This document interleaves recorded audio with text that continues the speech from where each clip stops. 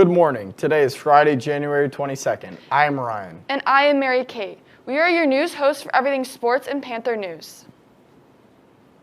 This past week marks the end of semester 1 during this wild COVID school year we've had. Due to hybrid scheduling and many students being fully remote, there has been no midterms or finals, and the semester grades will be calculated using your grades from quarter 1 and 2. Today is the very last day of semester, and Monday will begin semester 2. As of now, we will remain in the hybrid schedule until further notice. In the near future, Connecticut plans to initiate the tiered approach, which would schedule nearly 1.4 million residents who fit in Phase 1B of the state's vaccine distribution plan. As coronavirus cases continue to rise, the plan is intended to vaccinate residents that are at a high risk from the virus. So far, Connecticut has administered a total of over 220,000 doses, along with another 190,000 doses of the COVID-19 vaccine. Connecticut is working to provide vaccines to as many people as possible. However, the state is only scheduled to receive about 45,000 doses a week. Hopefully, with the vaccine slowly being distributed, events can start to take place again. One such event that has been on hold has been in the area of reenactments. Reporter Carter Sear reports on the effects of COVID-19 on the reenactment industry. My name is Commander Douglas Crawford, and I am from the 5th Connecticut Regiment, and my official rank is Captain. History nonprofit organization. We travel around New England and beyond by training the 5th Connecticut Regiment, which was an active unit of the Continental Army during the American Revolution. We teach the public about the war and the people who were in it. We do demonstrations of colonial period, and anywhere from cooking to food preservation to day in the life of a Continental soldier.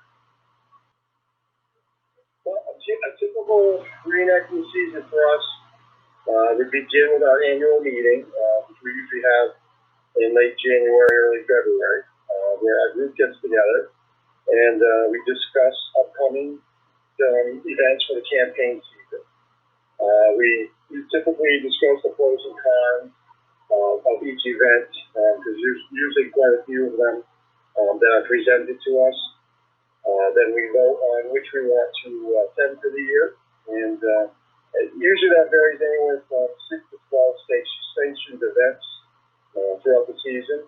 And then typically we add in some local events here and there if time permits and there's enough members that are interested. Well, with the pandemic this season, this season has been kind of a bust. I think we've only done 2 or 3 events before things started shutting down.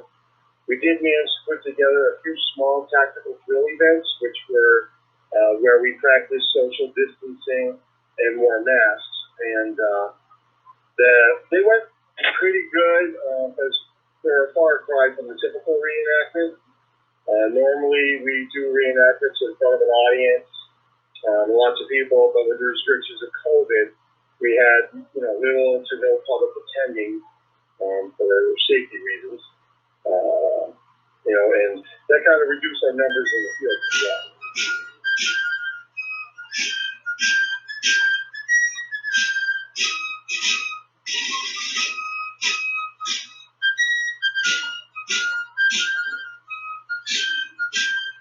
UConn students started returning to campus for the spring semester.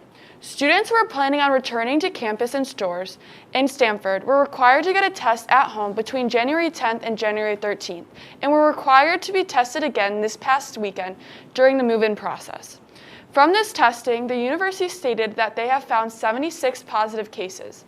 UConn is having a 2-week campus-wide quarantine, and all classes will be online for that 2-week period. Joe Biden is now the 46th president of the United States after his inauguration on Wednesday. This ceremony looked different from previous years due to the coronavirus pandemic. Crowds were kept to a minimum, and the National Mall, which usually hosts thousands of onlookers, was closed. Despite this, Amanda Gorman, the youngest poet to ever read at an inauguration, stole the show with her piece, The Hill We Climb, and Garth Brooks delivered his soulful rendition of Amazing Grace. Joe Biden and Kamala Harris are our new vice president and president, and we will have to wait and see how their administration will affect the rest of 2021 and onward. And now for a look at the 3-day weather forecast. Today's looking mostly sunny with a high of 44 degrees and dropping into the 20s overnight. As for Saturday and Sunday, they are both looking a little chilly, with highs during the day only in the 20s and in the teens overnight. Go weekend to bundle up and watch some football. Cromwell Public Schools raised over $5,000 on Pajama Day. It was all donated to Cromwell Children's Medical Center. Lillian Sturmer, a senior here at the high school and head of the Pajama Day committee, had organized the event for Cromwell schools, as she is so passionate about the young children we have helped. She thanks you all for donating and dressing up for this fun event.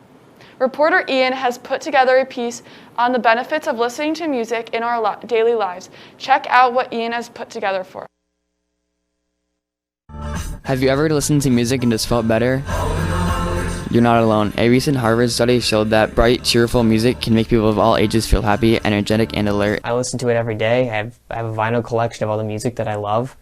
It's helped me through some tough times, and it's made certain times greater. I think academically it could calm them down or just kind of settle them as they're doing their work or doing their projects.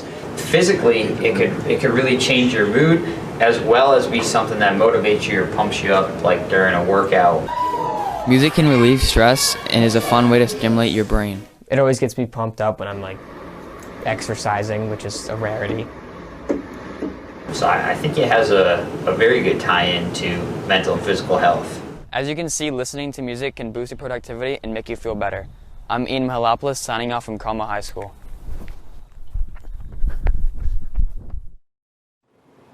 On Tuesday, January 19th, some winter sports started with COVID-19 restrictions in place. Girls and boys basketball have to play with masks the whole time, with mask breaks given in between drills. The balls are sprayed before and after play to keep everything sanitized. Players also have symptom checks every day. Games are allowed to start on Monday, February 8th at the moment. The season is planned to have 12 regular season games. Indoor track has been postponed with no meets earlier than March. Wrestling and cheer are considered high-risk activities with only conditioning allowed. Good luck to all those that are participating. In addition, here at CHS, senior Mark Rodriguez signed his national letter of intent this past Tuesday as he heads to Central Connecticut State University to run for the Division I Blue Devils. Congratulations, Mark, and good luck. We are signing off for the semester, but stay tuned for your fellow student packages being submitted to Fox 61 Student News. Have a great day, CHS, and tune in next time for CHS Everything Sports and Panther News.